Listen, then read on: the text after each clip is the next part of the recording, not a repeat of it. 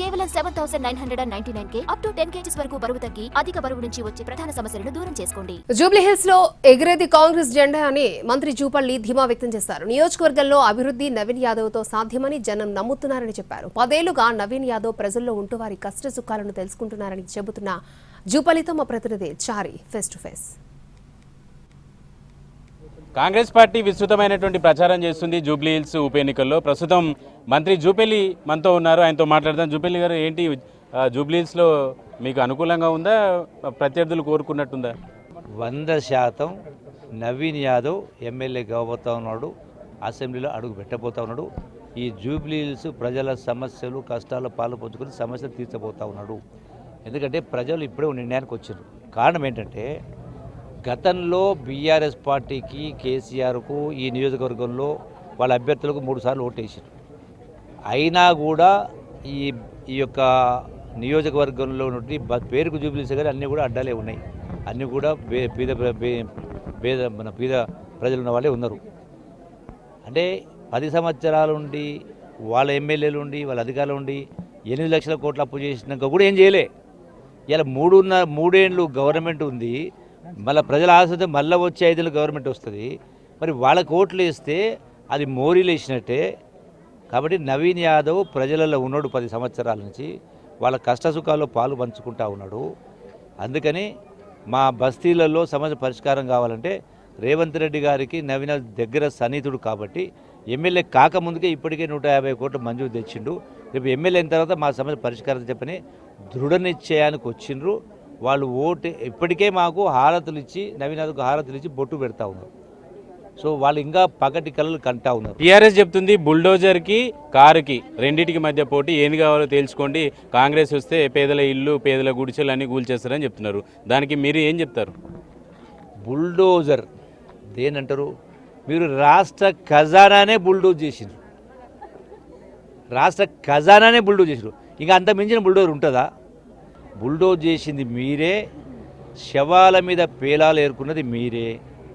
ఎందుకంటే వందలాది మంది బిడ్డలు ప్రాణత్యాగాలు చేసి మా చావులతో తెలంగాణ రావాలి, మా పేదల బతుకులు బాగుపడాలని చేసి అధికారాన్ని కేసీఆర్ చేతిలో పెడితే ఏం చేసిండు? 10 సంవత్సరాల పరిపాలనలో 65,000 కోట్లు ఉన్న అప్పును 8 లక్షల కోట్లు తీసుకుపోలేదా?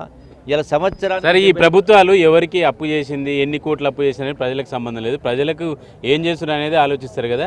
మీరు జూబ్లీ హిల్స్ వాళ్ళకి నిన్న సీఎం చెప్పినట్టు 4,000 ఇందిరమ్మ ఇల్లు ఇలాంటి హామీలతో జనం ఎట్లా ఉన్నారు? ప్రజలకు అవసరం లేదంటారు. ప్రజలకు అవసరం లేనిదే వాళ్ళు 2023 జరిగిన అసెంబ్లీ ఎన్నికల్లో వాళ్ళు ఎన్ని సర్వేలు చేయించారు, ఎన్ని మాటలు చెప్పిన అన్ని లెక్కలేసే కదా ప్రజలు తీర్పిచ్చింది. ప్రజలు పేదోళ్ళు కావచ్చు, ప్రజలకు కూడా తెలివితేటలు ఉన్నాయి. కేసీఆర్ మాటల్లో సందర్భంలో కర్రు కాల్చి వాత పెట్టాలని 23లో వాత పెట్టినా పెట్టలేదా? ప్రజలకు మేధాశక్తి ఉంది, అన్ని లెక్కలేస్తారు. మేము కూడా అదే చెప్తా ఉన్నాం. 10 ఏళ్ళ అధికారాలు ఉండి 8 లక్షల కోట్ల అప్పు చేసి కూడా ఏం చేయనోడు. సార్, మీరు జూబ్లీ హిల్స్లో గెలవగానే నల్లాలకు ఫ్రీగా నీళ్ళకి ఇస్తున్నారు, దాన్ని పెంచుతారు, దాన్ని రద్దు చేస్తారని చెప్పి కేటీఆర్ ప్రచారం చేస్తున్నారు. అలాంటి ఆలోచన ఉందా మీకు? వాళ్ళకి మతి శుద్ధి తప్పింది కేసీఆర్కు, కేటీఆర్కు, హరీష్ రావుకు. ఎమ్మెల్యే ఎన్నికప్పుడు ఏం చెప్పిండు కేటీఆర్, హరీష్ రావు ఏం చెప్పిండు? కాంగ్రెస్ అధికారంలోకి వస్తే కరెంటు రాదు అన్నారా లేదా? కరెంటు బంద్ అయిందా? రేషన్ బియ్యం కూడా రావన్నారా లేదా? బంద్ అయినా? లావు బియ్యం పోయి సన్న బియ్యం వచ్చినాయి. ఇవన్నీ మాటలు గతంలో చెప్పిన వాళ్ళే కదా. మళ్ళీ వాళ్ళ మాటలు ఏమున్నాయి, వాస్తవాలు ఏమున్నాయి? అంటే ప్రజలను మభ్యపెట్టే మాటలు పెట్టి గారడి చేసే ప్రయత్నం చేస్తున్నారు. మీ గారడిని 2 సార్లు నమ్మిండ్రు, ఇక ప్రతిసారి నమ్ముతారా మిమ్మల్ని?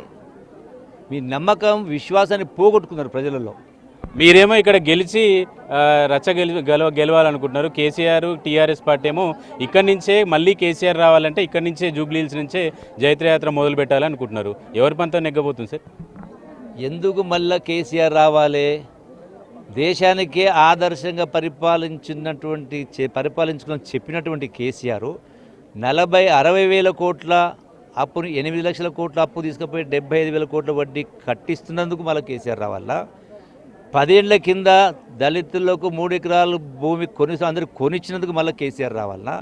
నిరుద్యోగ యువకులకు 3,000 రూపాయలు ఇస్తామని చెప్పి 10 ఏళ్ళు ఎగ్గొట్టిన కేసీఆర్ మళ్ళీ దానికోసమే రావాలన్నా? ఇందిరమ్మ అదేంటి డబుల్ బెడ్రూమ్లు కట్టిస్తానని ఒకరికైనా కట్టించిండా? అంటే ఎందుకు కేసీఆర్ రావాలా? నియంతృత్వం. మేము మంత్రులుగా పనిచేసినాం, కళ్ళకు నీళ్ళు